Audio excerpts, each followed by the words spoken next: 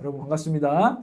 오늘부터는 모르겠어요. 너무 아까 기대를 한다는 얘기를 해가지고 제가 괜히 부담이 됐는데 시리즈 설교를 오랜만에 제가 할 것 같습니다. 이전에 한번 저희가 아브라함에 대해서 다룬 적이 있었고 교회력에 따라서 지금은 매주 여러분 우리가 함께 묵상하는 본문 가지고 여러분들 제가 설교를 했는데 부활절 이후부터 한 10주 정도 여러분하고 이제 이 시리즈 설교를 해야 되겠다는 생각을 하고 있었습니다. 그 애니어그램으로 하면서 좀 자기 자신에 대한 그런 부분이 있었는데 좀 제가 그 애니어그램 책들을 읽고 거기에 이제 파생되는 말씀들을 보면서 이 말씀들을 쭉 한번 나눴으면 좋겠다 하고 고민하고 이제 구상하다가 이제 프리즌 브레이크라는 제목으로 했는데 이 남자들이 설레는 이유는 난 알고 있어요. 왜냐면 서코필 형님이라고 옛날에 아는 사람은 아는 서코필 씨라고 있어요. 이제 모르시는 분들도 있는 것 같은데 프리즌 브레이크라고 미국 드라마 엄청 1세대 우리나라에서 미국 드라마 핫했던 드라마 중에 하나입니다. 이게 어떤 거냐면 감옥에서 탈출하는 이야기. 온몸에 감옥 지도를 이제 문신으로 그리고 서코필이라는 친구가 이제 감옥에 들어가서 그 감옥에서 탈출하는 그 막 문신을 보면서 탈출하는 굉장히 흥미진진한 한번 이제 시작하면 끊을 수가 없는 그런 드라마 시리즈 제목이 사실은 프리즌 브레이크인데 오늘 이야기를 들으면 왜 이런 시리즈를 시작하시는지 여러분들이 알 수 있을 것 같습니다. 그래서 여러분 새롭게 시작하는 말씀 가운데 특별히 이 시간은 아마 자기 자신에게 조금 집중하는 시간이 될 것 같아요. 그래서 우리가 하나님을 알아가는데 내 자신이 어떤 사람인지를 정말 아는 거. 저는 자기가 진짜 죄인인 줄을 제대로 본 적 없는 사람은 아직 하나님을 잘 진하게 모른다고 생각합니다. 하나님 앞에 나는 뭐 정말 이런 인간인가 하는 자기 인식을 경험한 사람들, 이런 사람이 진짜 하나님 앞에 더 깊은 관계를 갖게 되는 것을 보는데 여러분 가운데도 자기 자신을 마주하고 그 가운데에서 하나님을 더 알아가는 그런 한 10주간의 여정이 되시기를 축복합니다. 오늘 주제는 이거예요. 우리가 대체 어떤 감옥에 갇혀 있느냐 이거예요. 어떤 감옥에 갇혀 있는가. 예수님을 하나님께서 이 땅에 보내셨습니다. 그런데 예수님께서 딱 사역을 시작하실 때 오늘 누가복음 4장 18절에서 19절 말씀은 예수님이 회당에 이런 안식일에 예수님께서 회당에 가셔서 그때는 성경책이 보급돼 있지 않았잖아요. 그래서 회당에 큰 책이 있었어요. 두루마리로 된 성경들이 있었는데 예수님께서 갑자기 회당에서 약간 래퍼로 치면 사이퍼 같은 거예요. 누구든지 올라와서 말씀을 전할 수 있었어요. 그 시대에는 회당에서는 이제 랍비들 중에서. 근데 와서 갑자기 딱 책을 펴는 거예요. 근데 이사야서의 말씀을 딱 피신 거죠. 오늘 말씀. 주의 성령이 내게 임하셨으니 하면서 가난한 자들에게 복음을 선포하며 하면서 이 말씀을 예수님께서 딱 선포하신 거죠. 그리고 나서 공생애를 시작하시는 겁니다. 그래서 예수님께서 내가 지금부터 난 이 땅 가운데 나는 이런 사역을 할 거다라는 것들을 선포하신 거죠. 그리고 니들 오늘이 이걸 지금 듣고 있는 너희들은 이 이사야의 예언이 지금 성취되었다는 것을 보게 될 거다라고 예수님께서 말씀하셨다는 것입니다. 그 말인즉슨 예수님께서 지금 오늘 이 본문에 있는 이 일들을 행하실 거라는 거죠. 가난한 사람에게 기쁜 소식을 전하실 것입니다. 포로된 사람들에게, 갇힌 사람들에게 해방을, 자유함을 선포하실 것입니다. 그리고 눈이 먼 사람들에게 눈뜸을 선포하실 것입니다. 그리고 억눌린 자들을 풀어놓아 다니게 하실 것이다. 예수께서 우리 영혼에게 그런 일을 행하실 것이다 라고 주님이 약속하셨다는 것입니다. 해방, 눈뜸, 풀어줌, 자유케 함. 주님이 우리에게 그 일을 행하신다는 것입니다. 그런데 이게 주님께서 우리에게 그 일을 행하신다는 것은 또다시 우리의 상태를 보여줍니다. 이 땅에 사는 많은 죄인들의 상태가 사실은 포로되어 있고 감옥에 갇혀 있고 눈이 멀어서 방황하고 있고 억눌려 있다라고 주님께서는 말씀하고 계신 거예요. 이 말씀을 하시면서 동시에 곧 우리가 오늘 프리즌, 감옥에 갇혀 있다라고 예수님께서 보셨다는 거예요. 여기에 감옥에 갔다 오신 분은 없죠. 감옥에 갔다 오신 분 없죠. 저도 제 주변에서는 진짜 딱 한 분, 진짜 좀 가까운 분 중에 딱 한 분 감옥에 가셔가지고 저는 특별한 경험이었는데 그때 코로나여서 온라인으로 면회하는 시스템을 본 적이 있어요.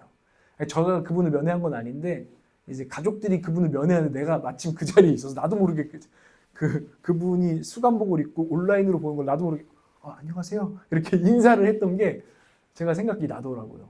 제 주변에서도 감옥에 간 사람은 많지 않아요. 정말 흔치 않았다는 거죠. 그리고 제가 우리 이제 올락 공동체를 위해서 매일 기도하지만 제가 당연히 여러분들 가운데 아무도 감옥 가지 않기를 원합니다. 범법을 저질러가지고 감옥에 가시거나 이런 일이 없으시길 바랍니다. 네. 여러분 가운데 뭐 그럴 깡이 있는 사람도 없다고 저는 생각해요. 그리고 옛날에는 이런 일이 있었습니다. 안기부라고 들어보셨죠? 무서운 데잖아요, 거기. 그러니까 데모하거나 뭔가 정치적으로 발언하면 옛날처럼은 그 편했다가는 가끔씩 어떤 무서운 아저씨들이 똑똑똑 집에 찾아와가지고 어디 끌고 가서 가다 놓고 심지어 때리고 이런 일도 있던 시대였잖아요. 근데 우리는 지금 사실 그런 시대 아니잖아요. 대한민국은요, 헌법에서 신체의 자유, 절대로 어떤 법적인 절차 없이 그렇게 고문하거나 가둬놓거나 구속할 수 있는 권한이 없습니다. 우리는 신체의 자유가 있는 시대를 살아가고요. 거주 이전의 자유. 여러분들이 옛날에는 해외여행 얼마 안 됐어요. 1990년도에 처음 해외여행 열린 거예요. 그 전까지는 해외여행을 우리 마음대로 거주 이전 할 수 있는 아니면 여행의 자유가 없었는데 지금은 그게 다 우리가 돈과 시간만 있다면 우리가 언제든지 자유롭게 여러분 이사 가는 것도 옛날에는 마음대로 못했어요. 엄청 복잡했어요. 그런 자유가 지금은 보장되는 시대와 나라를 우리는 살고 있는데 대체 예수님께서 우리가 어떤 억눌림, 어떤 감옥에 갇혀 있다고 지금 말하면서 내가 너희를 풀어놓아 다니게 할 거고 너희를 해방할 거고 너희를 눈뜨게 할 거야 라고 이 시대에도 말씀하실 수 있는가라는 거예요. 그런데 그 감옥은 사실 자기 자신이라는 것입니다. 자기 자신이 감옥이 된 영혼이 이 시대에도 넘친다는 것입니다. 주님 보시면서 옛날하고 지금은 달라요. 지금은 그렇게 갇히고 억누르는 사람 없어요. 지금은 자유가 보장되는 자유민주주의거든요. 이렇게 말할 때 예수님은 아니, 이 땅엔 여전히 자신이라는 자아라는 자기 중심이라는 감옥에 갇혀서 괴로워하고 있고 사실은 자기가 갇힌 줄도 모르는 눈이 먼 사람들이 영혼들이 너무나 많다라고 우리에게 말씀하시면서 나는 지금도 성령을 통해서 그 해방과 자유케 하는 사역을 하기를 원한다 말씀하시는 줄 믿습니다.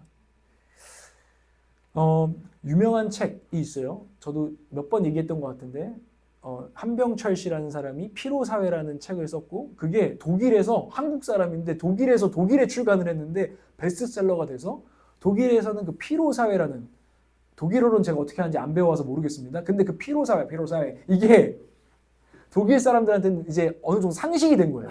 그 책이 너무 유명해지니까 독일 사람들 안에서는 그게 너무 공감이 되고 상식이 돼서 피로사회 그리고 자기 착취라는 독일어가 그들에게 엄청 큰 단어가 돼서 모두가 공용이 되는 단어가 됐다는 거예요. 그런 현상이 일어났는데 이분이 어떤 통찰을 했냐면 이 현대인들을 보면서 이런 통찰을 한 겁니다. 이 현대인들이 겪는 중요한 정신 질환이 있었다는 거예요. 그 중에 하나가 번아웃 증후군, 일단 첫 번째로 번아웃 되는 거예요. 소진 증후군이라고 하는 번아웃 증후군, 또 우울증, 그리고 ADHD라고 여러분 들어본 주의력 결핍 과잉 행동 장애 이런 것들이 왜 이렇게 이 현대로 들어오면서 많아질까라는 것들을 생각하면서 그 뿌리가 뭘까? 이 현대인들의 그런 정신병의 뿌리가 뭘까를 생각을 해봤다는 거죠. 근데 그 요지가 이거예요. 지금은 성과주의의 시대에 돌입했다는 거예요. 옛날엔 신문제니까 그냥 자기가 한 만큼이 아니라 그냥 네가 백정이면 백정의 삶을 살고 네가 양반이면 양반의 삶을 살았는데 이제는 네가 열심히 노력하면 신분도 뛰어넘으면서 자유가 있고 하니까 열심히 해봐. 능력을 기르면은 인정받고 대우받는 게 당연한 거야. 이런 성과주의 시대에 돌입을 했다는 거예요. 그러면서 현대인의 심리 상태가 이 세계관이 많이 변화되면서 거기에서 뭔가 정신병이 일어나기 시작했다는 것을 이분이 포착한 거죠. 옛날에는 착취를 한다 그러면 뭐 흑인 노예들 잡아다가 착취하는 어떤 뭐 부잣집 뭐 이런 분들이 계셨겠죠? 근데 지금은 이제는 자기가 자기를 착취한다는 거예요. 옛날에는 그 가해자랑 피해자, 착취의 어떤 가해자 피해자 분명했는데 이제는 자기가 자기를 착취하는 가해자인 동시에 피해자가 되는 그런 것들을 이렇게 딱 써내면서 사람들이 공감을 한 거예요. 그 말 뭔지 알 것 같아.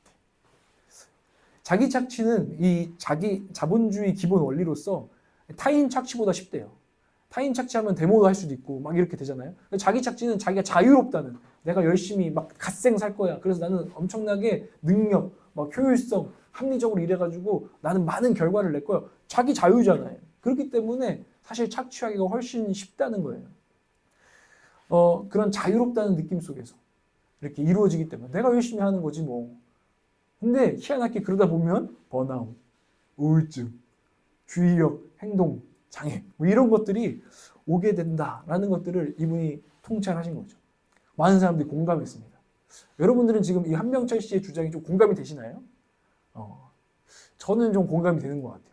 저도 모르게 자꾸 생각해요. 뭔가 더 해야 될 것 같고 뭔가 막 더 이루어지지 않으면 내 존재감이 없어지는 것 같고 내 인생이 되게 헛것같이 느껴지는 그런 막 위기를 수시로 경험하는 걸 저 스스로도 느끼거든요. 참 그래서 공감이 됐습니다. 우리는 지금 뭐 여러분 가정이 뭐 약간은 섞여 있겠지만 사실은 옛날같이 그런 막 가부장제 권위주의에 우리가 막 억눌리는 시대가 사실은 아니에요. 우리가 독재 정권에 지금 막 엄청나게 억눌린 시대가 아니에요. 우리는 지금 탄핵을 2번이나 하고 대통령욕을 밥 먹듯이 하고 대통령 후보들도 다 진짜 아우 진짜 저거 인간같지도 않은 것들. 우리 이만큼 우리는 매우 그들에게 사실은 억눌리는 시대가 아니에요. 우리는 이제는 그 미신에 막 억눌리는 시대도 아니에요. 제가 폭삭수 갔을 때 다 봤는데 거기 그 미신이 많잖아요. 제주도에 그 막 팝 자꾸 막 뿌리고 막 이런 미신에 억눌리는 우리는 그런 지금 시대도 아니에요. 우리가 도대체 뭐에 억압당하냐? 우린 자기 자신에게 스스로 억압당한다라는 것을 이제 이 철학자도 보여주고 성경도 사실은 말하고 있다는 것입니다. 그래서 자기 자신에 대해서 우리가 한번 좀 생각해 볼 필요가 있는 거예요. 나를 억압하는 나 자신이라는 존재는 도대체 어떻게 만들어지고 어떻게 나라는 나 스스로 내가 이렇게 형성되어 왔을까? 그리고 이것이 어떻게 또 감옥이 되었을까? 지난번에도 좀 나눈 것 같은데 세상에 아기가 나와요. 아기가 나오면 이 아기는 아무것도 할 수 없고 모든 환경이 완전하지 않아요. 불완전한 생존 환경에 처하게 됩니다. 그럼 이 아기는 여러 가지 세상을 경험합니다. 배가 고픈 것을 경험하겠죠. 나온 지 얼마 되지 않으면 아마 배고플 거예요. 그리고 몸에 열이 날 수도 있죠. 이 아이들은 되게 많이 아프더라고요. 감기도 막 걸리고 뭐 좀만 하면 열이 나고. 그리고 혼자 있어서 두려운 막 그런 마음들도 이들이 세상에 나오면 곧바로 경험하게 되는 거죠. 근데 이 아이들은 이제 판단하는 거죠. 배가 고프면 판단하는 거죠. 어떻게 해야 되지? 나 지금 배가 고프 이거 어떻게 해결해야 되지? 생각하고 판단하고 분별합니다. 그리고 행동합니다. 주로 웁니다. 그죠? 할 수 있는 게 그거밖에 없어서 울어요. 막 울면은 엄마 아빠가 왜 그래 이럴 수도 있고 진짜 길가에 버려진 아이면은 진짜 죽을 위험해서 울면서 누군가 그 소리를 듣고 와서 아기가 버려졌구나 이럴 수도 있고 여러 가지 생존 환경이 있겠죠. 그러면은 새로운 경험을 하는 거예요. 그 아이가 죽지 않는다면. 우니까 사람이 날 쳐다보는구나. 밥을 주는구나. 뭐 이런 것들을 경험하게 되는 거죠. 그리고 신념이 생깁니다. 사람은 다 믿음을 가지고 살아요. 아, 울면 된다. 뭐 예를 들면 이런 신념일 수 있죠. 그런 신념. 그러면 그게 습관이 됩니다. 패턴이 돼요. 계속 그걸 쓰는 거예요. 그러면서 세상을 자기 나름대로 생존하고 헤쳐 나간다는 것입니다. 그리고 그거는 고착됩니다. 사람은 생각보다 굉장히 보수적이에요. 한번 고착되면 그 방식을 계속 고집하는 보수성이 있죠. 근데 인생이 호락호락하지 않죠? 우는 것 같고 안 될 때도 있어요. 울면 좋는데 때가 되면은 울면 맞아요. 너무 운다고 맞을 수도 있어요. 그죠? 그러면 또다시 생각하고 판단하고 또다시 행동해보고 결과를 보고 또 다른 신념을 만들고 이러면서 우리가 자라나가기 시작하고 자기 자신이라는 사람의 인격, 성격, 어떤 습관 이런 것들이 형성되어 가는 거죠. 그래서 사람은 어쩌면 저와 여러분은 일단은 육체 덩어리죠. 사람이란 육의 존재잖아요. 이렇게 살과 뼈를 가지고 있는 존재이며 그리고 신념의 덩어리예요. 자기들이 경험하면서 있는 어떤 신념. 이럴 것이다 저럴 것이다 이렇게 하면 될 것이다 이런 신념의 덩어리고 그리고 습관의 뭉치 같은 게 우리죠. 여러 가지 여러분들 습관이 있을 거예요. 저도 아직도 이 손 물어뜯는 거 우리 아내가 엄청 싫어하는데 나도 모르게 자꾸 뜯고 있어. 자꾸 뜯고 여기 뜯고 물어뜯고 피나고 그냥 진짜 안 고쳐지는 이 습관의 뭉치 이런 것들이 말 습관에도 있고요. 제가 설교 같은 거 보잖아요. 내가 매일 다짐하거든요. 습소리 안 내려고 내가 다짐을 하거든요. 근데 나도 모르게 이렇게 돼요. 이 습관을 고치기가 너무너무 어려워요. 이게 우리 신념의 덩어리고 어떤 습관에 막 뭉치. 여러분들도 아마 자기는 모르는데 남들은 사실 알고 있는 그런 것도 많을 거예요. 자기가 자기를 아는 것 같은데 자기를 잘 모르거든요. 저도 이거 막 뜰 때는 잘 모르는데 누가 말해주면 내가 지금 듣고 있구나 알게 되는 것처럼 우리가 그런 식으로 형성돼 왔다는 거예요. 근데 그 중요한 목적은 뭘까? 살아남기 위해서죠. 생존하기 위해서.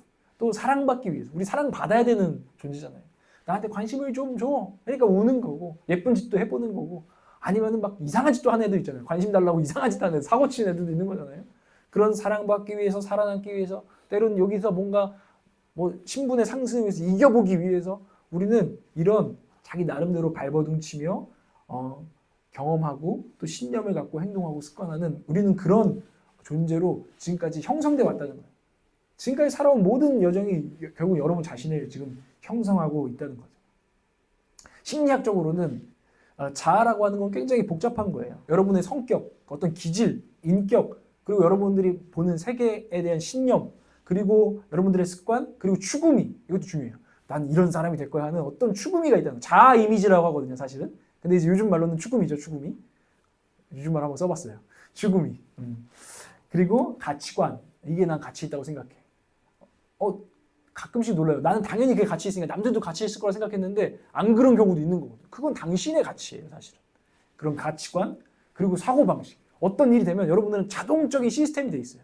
왜냐면은 뭐든지 고민하고 다 생각하고 결정하기 힘들거든요. 그래서 항상 자동화 시스템 우리도 만들어놔서 어떤 상황이 겹치면 그동안 우리가 프로그램 해놓은 그 사고방식으로 다 이렇게 사고가 빨리빨리 되는 이런 것들이 우리의 자신을 이루고 있다는 거예요. 그리고 사회적인 것도 무시할 수 없어요. 여러분들이 오늘 어떤 직분을 가지고 이 자리에 앉아 있는가? 어떤 직함을 가지고 앉아 있는가? 어떤 신분을 가지고 어떤 역할을 가지고 앉아 있는가? 당신이 오늘 누군가 앞에서 딸로 있는가? 아니면 한 아이의 엄마로 있는가? 아니면 여기서 어떤 권사님으로 계시는가? 여러분들의 어떤 사회적인 부분에 따라 여러분의 자아는 또 복잡해요. 이해가시나요? 이런 거를 퍼스널리티라고 인격, 성격이라고 영어는 말하는데 그 성격의 어원이 페르소나예요. 페르소나. 근데 페르소나는 이런 말이에요. 가면이란 뜻이에요. 사실은. 여러 가지 사람들은 가면을 쓰고 사실 살아가고 이 세상 가운데 생존을 위해서 오늘 출근할 때 가면 쓰고 출근하고 이런 사람으로 출근하고 이런 사람으로 가정에 들어오고 이런 일들을 한다는 거예요. 그런데 사실 이게 가면일 뿐이면 좋겠는데 그 가면이 어느 순간 안 벗겨지는 거죠. 제가 얼마 전에 좀 특이한 행위 예술을 봤는데 어떤 막 웃는 가면을 이렇게 쓰는 거예요. 그러니까 마임하면서 써요. 근데 쓰는데 막 사람들 만날 때마다 막 하고 막 이렇게 막 악수하고 뭐 이런 식으로 마임을 막 하면서 막 항상 웃는 사람이에요. 근데 이 사람이 울고 싶은 거예요, 어느 순간. 근데 이 가면이 안 벗겨지는 막 연기를 해요. 사람들이 그 행위 예술 보면 울어요. 나도 그래. 나도 지금 사회생활 하느라고 진짜 웃기 싫은데 나 울고 싶은데 나 무표정 하고 싶은데 웃는 거야. 막 이러면서 막 그걸 막 보여주니까 사람들이 막 우는 거예요. 마치 그런 것처럼 우리가 그런 생존하려고 쓴 가면이 어느 순간 안 벗겨져서 내 감정도 그냥 그 가면에 막 잡아먹히고 가면에 막 먹힌 것처럼 살아가는 이게 사실은 자기 자신이라는 감옥. 우리가 굉장히 자유로운 시대를 살지만 여전히 사람의 영혼은 자기 자신이라는 감옥, 가면에 씌여 있을 수 있다라는 거예요. 근데 제가 말하는 가면은 더 영적으로는 하나님 없이 생존하고자, 하나님 없이 사랑받고자, 하나님 없이 승리하고자 우리가 만들어냈던 그 가면들이 우리의 죄성이고 우리의 깨져야 될 감옥이라는 것입니다. 하나님 없이. 동물 세계를 보면 참 재밌죠? 동물 세계 애들이 재능이 있어요. 다 각자. 그죠? 악어는 엄청난 턱힘을 자랑해서 물면 놓치질 않아. 그게 악어의 재능이에요. 사자는 항상 목덜미를 무는 본능을 가지고 뛰어 올라가지고 높은 점프를 해가지고 물어 뜯어서 사냥을 하죠. 이게 동물의 사실 세계인데 우리도 사실은 이런 가면을 쓰고 세상에서 생존하려고 하는 것들이 그들과 사실 별로 다르지 않은 수 있다는 거예요. 그 중에 하나가 재밌는 말이 있는데 재능의 역설이에요. 우리가 결국엔 잘하는 것이 생존하려고 그동안 키워왔던 방식이고 나는 내가 노래를 잘하니까 사람들이 좋아하네? 그럼 노래를 막 열심히 했겠죠. 그게 재능이 되겠죠. 남들보다 탁월한 것이 되겠죠. 그게 살아남는 방식이 되고 먹고 사는 방식이 될 수 있어요. 그런데 어느 순간은 그것이 우리를 가둬버릴 때가 있더라라는 거예요. 하나님 없이 그것들이 우리 안에서 재능이 될 때, 그것은 교만이 되고 그것은 우리를 가둬놓는 감옥이 되더라라는 것들을 보게 됩니다. 어쨌든 우리가 지금 갇혀 있는 것은 사실 자기 자신일 수 있다는 것입니다. 제가 이 말씀 준비하면서 그 말이 제일 떠올랐어요. 가오가 몸을 지배한다. 가오가 몸을 지배한다. 제가 어린 시절이 떠올랐어요. 그리고 같이 한번 우연치 않게 4.28 축제에 갔는데 막 그 양아치 같은 청소년 애들 막 하고 막 야 쩔라 막 이러고 막 여기 앞에 먹봉 이런 거 하는 애들 있잖아요. 그런 애들을 보고 있는데 옛날 생각이 나는 거예요. 야, 나도 사실 저런 부분이 있었지. 우리 친구들하고 내가 저런 부분이 있었지. 그때 참 가오가 몸을 지배했었다라는 생각이 들고 조금 더 어린 시절부터 이렇게 생각을 해봤어요. 내가 왜 그때 굉장히 지금하고는 또 다른 어떤 호전성이 있었거든요. 막 길 가다가도 시비 붙으면 한번 붙어 이런 게 있었다고요. 왜 그랬는지 모르지만 가오가 몸을 지배한 거죠. 가면이 날 지배한 거죠. 가면에 씌인 거예요. 왜 그랬을까 한번 이렇게 돌아보면서 또 오늘 말씀 준비한 내용들을 살펴보면서 제가 이제 서울에서 전학을 왔거든요. 서울에 와서 아산이란데 참 도시 안에 논이 같이 공존하고 있는 도시에 와가지고 참 재밌었어요. 우리 아파트 앞에 옥수수밭이 있는 희한한 생전 사실은 처음 보는 그런 동네에 초등학교에 이사를 왔습니다. 이사를 와서 전학생으로 이제 온 거죠. 전학생으로 와서 그런 마음이 늘 있었던 것 같아요. 약한 모습 보이지 말아야 된다는 제 나름대로의 이런 생각들이 있었던 것 같아요. 제 밑으로는 동생이 있었고 초등학교를 같이 제가 다 2살 터울이었기 때문에 초등학교도 같이 다니는 거예요. 그러니까 뭐 제 형 동생 이런 걸 아는 거죠. 그래서 그때 저는 제 동생들 건들면 가만두질 않았어요. 초등학생인데도 지금 생각하면 그런 초등학생이 많지 않죠. 저는 뭐 초등학교 3, 4학년 때도 우리 동생 건드려서 울고 왔다. 그럼 제가 그 집에 가요. 그리고 그 집 문 종 누르고 막 발로 차요 막. 초등학교 막 4, 5학년이 발로 차면서 나오라 그래요. 엄마가 나와요. 아줌마한테 엄청 뭐라해요. 지금 막 했고 막 나도 니네 아들 막 죽이겠다고 막 덤벼요. 막 그 아줌마가 그럼 왜 그러니? 막 이렇게 막 해요. 그래서 진짜 지금 생각하면 내가 어떻게 그렇게 했지? 뭔가 약하면 안 돼. 내가 강해야 돼. 살아남아야 돼. 이런 게 굉장히 강했던 시절이고 제 정체성은 굉장히 오래 갔어요. 그래서 제가 초등학교, 중학교를 가면서도 한 번 싸우면 정말 묵사발을 해놨어요. 내가 두려운 거지. 얘가 나중에 지금 나를 무서워하지 않으면 또 덤빌까 봐. 아주 그냥 막 뭐 진창을 해놨어요. 그리고 뭐 안 되면 뭐 주먹으로 안 되면은 여러분 너무 실망하지 마세요. 뭐 몽둥이로도 막 두들 팼어 그냥. 막 정말 뭐 2판 4판일 정도로 한 번 싸우면 정말 막 칙살나게 싸웠어요. 그래서 제가 잘 모르고 있었는데 이번에 동생들이 장례식에서 어디 만났더니 막 저를 놀리는 거예요. 옛날에 형 진짜 지나가면 우리가 진짜 아무도 인사도 못하고 제가 집에 들어오면 다들 숨었대요. 저희 동생들하고 동생 친구들이 뭐 하다가 막 저한테 막 수틀리면 또 맞기도 하고 이러니까 막 형이다 이러고 이렇게 다 집에 숨는 거예요. 그랬다가 내가 나가면 막 다시 막 기어 나와가지고 막 나가고 그래서 난 기억이 안 나. 근데 사실이겠죠. 근데 그때 어떤 가오가 몸을 지배한 거죠. 난 이래야 한다. 나는 강해야 된다. 나는 약해 보이면 안 된다. 라는 그런 정체성이 너무나 강하게 저를 가뒀던 거예요. 그래서 사실은 생각해보면 굳이 그럴 필요가 없는 짓을 참 많이 했어요. 그래서 굳이 선생님한테 혼나고 굳이 부모님 속을 썩였던 일들이 기억이 나는 것입니다. 지금 돌아보잖아요. 저는 그렇게 담력이 센 사람이 아니에요. 그리고 저는 지금 돌아보면 저는 그렇게 싸움을 잘하는 사람도 아니에요. 뭐 장사 스타일도 아니고요. 그냥 지금 돌아보니까 단지 가오가 몸을 지배했다. 그래서 두려운 게 없었고 싸우면 다 이길 것 같았다. 이런 생각을 하게 되는 거예요. 그리고 그때 나는 나 자신에게 먹혀 있었다. 나는 건드면 참지 않는 사람이야. 이게 제 신념. 나는 그런 사람이야. 나는 그런 사람이야. 약하게 보이면 나를 무시할 거야. 이런 신념에 완전히 갇혀있던, 그 감옥에 갇혀있던, 그리고 하나님께서 그래서 저한테 깨지는 시절을 주셨습니다. 깨지는 그 이야기는 하지 않을게요. 하여튼 하나님께서 야, 내가 그렇게 강하지가 않구나. 내가 이렇게 산다고 지혜로운 것도 아니구나. 이런 것들을 완전히 깨트리시는 또 시간들을 주셨어요. 제 이야기 드렸지만 여러분은 저랑 전혀 다른 가면을 쓰고 어린 시절을 산 사람들 수 있을 거예요. 착한 아이 콤플렉스라고 하잖아요.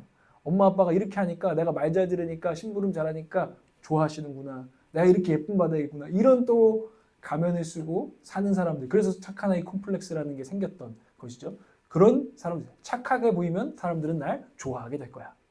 이런 믿음과 자기 인식을 가지고 산 사람들도 있을 거예요. 여러분들은 저는 어떤 어린 시절과 어떤 자신을 형성하면서 살았는지 알듯 말듯합니다. 아직은 다는 모르지만 여러분이 제일 잘 아실 거라 믿는데 오늘 여러분들이 지금까지 여러분들 자기라는 걸 형성하면서 왔는데 주님께서 여러분들에게 너는 어떤 사람이다를 알려주시길 원합니다. 그리고 또 하나님께서 원하시는 방향으로 여러분들을 이끌어 주시기를 주님의 이름으로 축복합니다. 그런 초청을 주님께서 하시기 때문이에요. 너의 그 감옥과 같은 자기에서 벗어나와서 야, 너 본래 그런 애 아닌 거를 나는 알거든. 주님이 아시잖아요. 주님은 제가 그때 그러고 있었는데 너 본래 그런 애가 아니다 라고 지금 생각하면 늘 믿어주셨던 것 같아요. 그래서 저에게 계속 인도하심을 주신 거죠. 너의 진짜 참된 모습을 예수 그리스도 안에서 찾으라고 저를 제 인생을 끌어가셨던 그 은혜를 저는 오늘 보게 되는데 저뿐만 아니라 여러분에게도 그런 주님의 은혜가 있는 줄 믿어요. 여러분들은 아마 여러분이 생각한 것보다 훨씬 더 멋진 사람일 것입니다. 여러분을 지으신 그 주님께서 여러분들에게 훨씬 더 멋진 계획과 진짜 여러분의 참된 모습, 여러분의 참된 재능, 그리고 그 재능이 어떻게 발현되어야 되는지를 주님은 아실 거라는 말입니다. 그 주님의 초청을 우리가 받아서 우리 여정을 시작하는 것입니다. 주님은 오늘 우리에게 그 감옥에서 나와서 너 자신이라는 감옥을 깨트리고 나와서 오늘 자유케 되기를 원한다 말씀하시고 너 자신에 대해서 너가 몰랐던 너에 대해서 나는 눈뜨기를 원한다. 그러므로 말미암아 네가 정말 해방되기를 원한다. 라고 주님께서는 말씀하시는 줄 믿습니다. 오늘 말씀을 한번 보면 마가복음 8장 35절에서 36절 한번 보면은요. 이 말씀을 한번 여러분 읽어주세요. 주님이 또 이렇게 말씀하십니다. 읽어보겠습니다. 시작. 누구든지 제 목숨을 구하고자 하는 사람은 잃을 것이요 누구든지 나와 복음을 위하여 제 목숨을 잃는 사람은 구할 것이다. 사람이 온 세상을 얻고도 제 목숨을 잃으면 무슨 이득이 있겠느냐. 아멘. 예수님께서 이 말씀을 하셨어요. 여러 가지 해석이 있지만 팀 켈러 목사님이 이 말씀을 이렇게 풀어주셨습니다. 여기서 마가는요. 목숨이라는 말을 써요. 네가 나와 복음을 위하여 목숨을 잃어야 한다고 지금 이야기를 하는데 단순히 순교 이야기를 하는 게 아니라는 거예요. 단순히 복음 전하고 어디 뭐 아프간 가서 복음 전해서 뭐 이렇게 순교당하는 거 이 부분도 있지만 사실은 이런 말이라는 거예요. 이 목숨에 대해서 일부러 헬라어 푸시케라는 말을 썼는데 이 푸시케는 심리학이라는 단어의 어원이 되는 단어를 굳이 택했다는 거예요. 이 푸시케라는 것은 목숨이고 영혼이라고도 번역할 수 있는데 이 뜻은 남들과 구별되는 개인의 정체성, 개성, 자아를 의미한다는 거예요. 여러분의 개성, 자아, 나는 이런 사람이야 이런 게 목숨이라는 거예요. 그래서 사람들은 때로는 난 이런 사람이 아니었는데 하면서 막 그게 막 무너지는 순간에 죽는 것처럼 그래서 자살까지 하는 사람들이 있는 거죠. 그런 의미로서의 푸시케, 목숨, 자아라는 의미로서의 푸시케라는 거예요. 근데 예수님께서 지금 단순히 저와 여러분 다 다른 개성을 가지고 있잖아요. 그게 또 우리를 서로 다양하게 하고 아름답게 하잖아요. 근데 그 개성을 지금 단순히 버리라는 이야기는 아니라고 설명을 하면서 이렇게 말합니다. 예수님의 말씀은 세상적인 것에서 정체성을 얻으려고 하지 말라는 뜻이다. 다시 한번요. 세상적인 것에서 정체성을, 자신을 얻으려고 하지 말라는 뜻이다. 그런 초청이다. 모든 사회는 특정한 것을 가리키면서 이것을 얻으면 자존감을 얻을 수 있습니다. 라고 말한대요. 그래서 전통적인 사회에서 옛날에는 존경받는 거, 그리고 가문과 유산, 자식을 얻는 거 이런 것들이 옛날에는 내가 살아있고 내 목숨처럼 여기는 그런 존재감이었다는 거죠. 근데 지금은 돈, 명예, 그리고 지위를 얻지 않으면 내가 헛산 것처럼 여긴다는 거예요. 만약에 우리가 살아가면서 내가 이 나이에 이런 돈도 못 모았나? 하면서 그 돈이 우리의 그 세상적인 것이 우리의 정체성을 규정하고 어떤 지위, 내가 이 정도 됐으면 그래도 나이가 이만큼 됐으면 이런 지위 정도는 있어야 되는데 나는 여전히 뭐 아무것도 아니네 이러면서 막 자기가 무너져 버리는 이런 세상적인 것에서 정체성을 얻으려고 하지 말라라고 초청을 하고 있다는 거예요. 예수님은 결코 그렇지 않다라고 말씀하시면서 성과에서 존재의 의미를 찾으려는 짓을 그만두라고 이 시대와 현대인들에게 말씀하고 계십니다. 내가 전혀 새로운 방식, 전혀 새로운 존재의 방식을 알려주겠다고 우리에게 말씀하십니다. 그래서 그 세상 것에 기대어 있던 낡은 정체성은 옛 자아는 버려버리고 내던져버리고 나와 예수 그리스도와 복음에서 삶의 의미, 너의 의미를 찾으라고 주님께서 우리에게 초청하십니다. 여러분들 참된 자기를 잃어버리고 세상적인 모든 것들을 얻어도 천하를 얻어도 온 세상을 얻어도 그거에 기댄 정체성은 언젠가 반드시 헛되어서 사라지고 만다는 것입니다. 주님께서 그렇게 말씀하시고 너는 반석 위에 예수 그리스도 위에 복음 위에 정말 너 자신을 새롭게 세워야 한다고 초청하고 계시다는 거예요. 여러분 신앙생활은 전혀 새로운 존재 방식을 찾아가는 거예요. 예수 믿어서 복 받아서 돈 더 많이 벌어가지고 그걸로 내 존재성을 한다면 그건 진짜 신앙생활이 아니라는 거예요. 오직 예수 그리스도와 복음 안에서 나라는 사람이 어떻게 존재해야 되는 것을 배우는 것, 그게 믿음 좋은 거고 진짜 신앙생활 잘 해나가는 것이라고 우리에게 말씀해 준다는 것이죠. C.S. 루이스도 이렇게 말했어요. 자기를 비우고 그분을 채울수록 더욱 진정한 자신이 되어간다. 신비한 말이에요. 사실은 자기를 비우고 자기 자신의 목숨을 버리고 할수록 그리고 예수님을 채울수록 진짜 자기 자신이 되어간다. 진정한 자기가 주님 안에서 우리를 내내 기다리고 있습니다.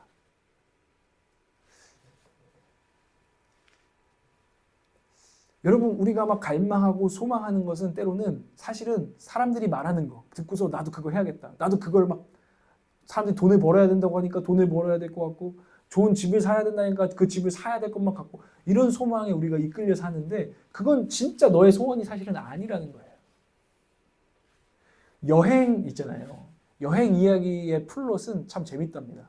여행 이야기는 항상 이런 식이래요. 와, 원피스를 찾아서 여행을 떠나겠어. 했는데 여행이 딱 그 이야기가 끝나면 사실은 모든 여행 이야기에 걸말이 이른답니다. 원래 찾으려고 했던 것은 못 찾고 다른 것들을 찾게 되고 끝나는 게 여행 이야기에 사람들이 열광하는 플롯, 줄거리라고 합니다. 근데 우리의 인생도 지금 주님의 말씀을 비춰보면 이런 거예요. 아, 돈을 찾아서, 아니면 로맨스를 찾아서 여러분들이 모험을 떠나고 여행을, 인생을 막 따라가는데 그 과정 속에서 주님은 우리가 원래 추구하던 것과는 전혀 다른 것들을 발견하게 하시는 게 사실 그게 보물이라는 거예요. 여러분들이 지금 추구하고 있는 것은 어쩌면 주님이 원하시는 참된 자아가 아닌데 그냥 여러분이 지금 꽂혀서 그걸 너무 하고 싶어서 여러분들은 쫓아가고 있을지 몰라요. 근데 주님은 초청하신다는 거죠. 그 여정 가운데에 그것이 사실은 깨어지고 그것을 진짜 얻는 것이 아니라 네가 진짜 바랬던 것은 너도 몰랐던 뭔가 참된 것이 있다 라고 우리에게 말씀해 주고 있다는 거예요. 여러분 이 말씀을 시작하면서 가져야 될 태도는 내가 나를 안다는, 내 소망을 안다는, 내 갈망이 뭔지를 나는 알아 하는 그런 교만을 깨야 돼요. 사실 우리는 그게 진짜인 줄 알고 쫓아가지만 우리는 사실은 우리가 추구하는 그게 아니거든요. 더 깊은 자기가 있거든요.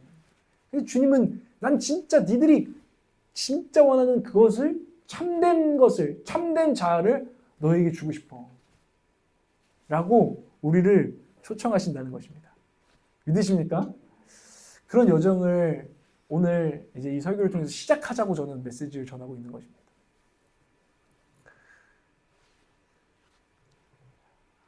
그 여행 이야기를 하면 오늘 결국에는 제가 드리는 말씀은 예수님을 따라서 예수님과 복음을 따라서 참된 자기를 찾는 여정을 시작하자는 거거든요. 근데 거기에는 여행에서 많은 영감을 주게 돼요. 아까 방금 말했던 그 여행 이야기의 중요한 플롯, 줄거리가 그런데 그 대표적인 게 전 세계 원형이 있어요. 원형. 이런 모든 이야기에는 파생이거든요. 어떤 이야기를 조금 더 발전시켜서 얘기를 계속 만들어서 사람들은 그 이야기를 가지고 살아가요. 그 중에 하나가 오디세우스라고 들어봤어요? 오디세이아. 전 세계에서 성경 다음으로 많이 읽힌 고전 중에 하나가 오디세이아예요. 근데 저도 안 읽어봤고 여러분들 안 읽어봤습니다. 다 끄덕이네요. 근데 이 오디세우스는 엄청 긴 스토리인데요. 여행 이야기예요. 고향을 떠나요. 그리고 막 별일이 다 일어나요. 트로이 전쟁도 일어나고요. 막 세이렌이라고 하죠. 막 바닷가 가는데 여자 예쁜 걸로 막 홀려가지고 막 물에 빠뜨리는 막 그런 막 수많은 막 바다 괴물도 만나고 이런 막 하다가 마지막 결국에는 다시 자기 아내가 있는 고향으로 오디세우스가 돌아오는 이야기.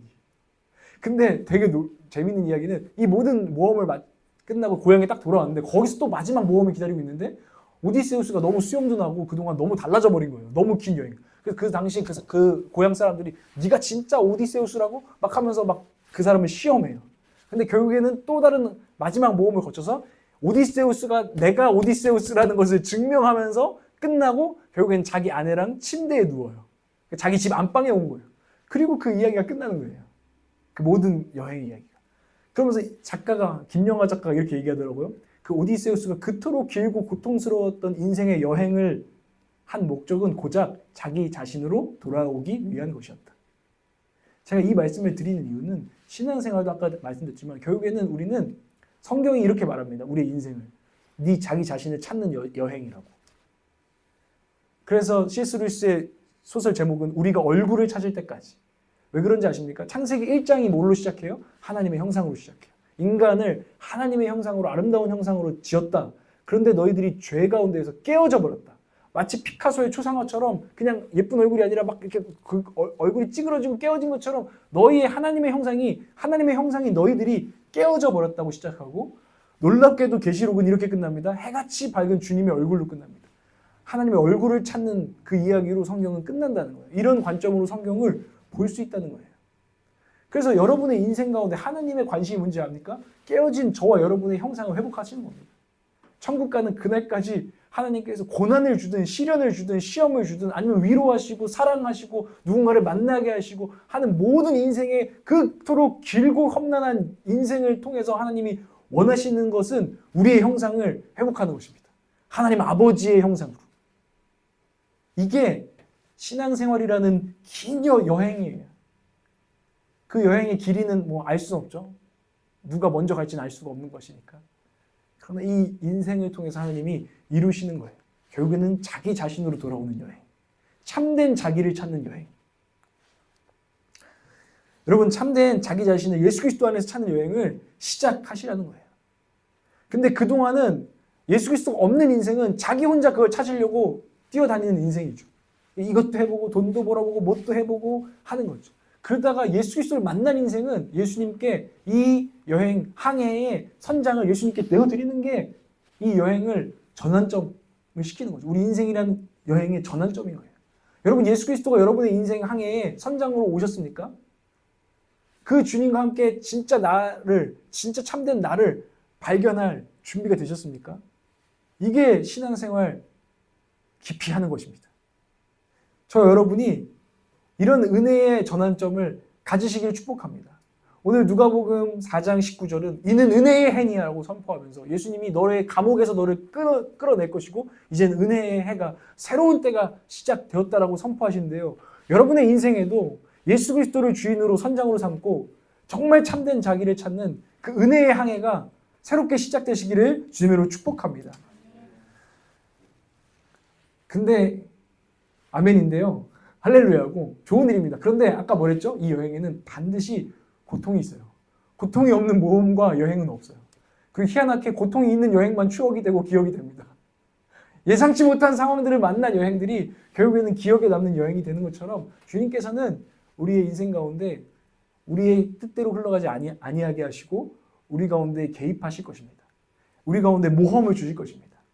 거기에는 자기를 정말 인식해야 되고 자기를 직면해야 되는 괴로움들도 있을 거예요.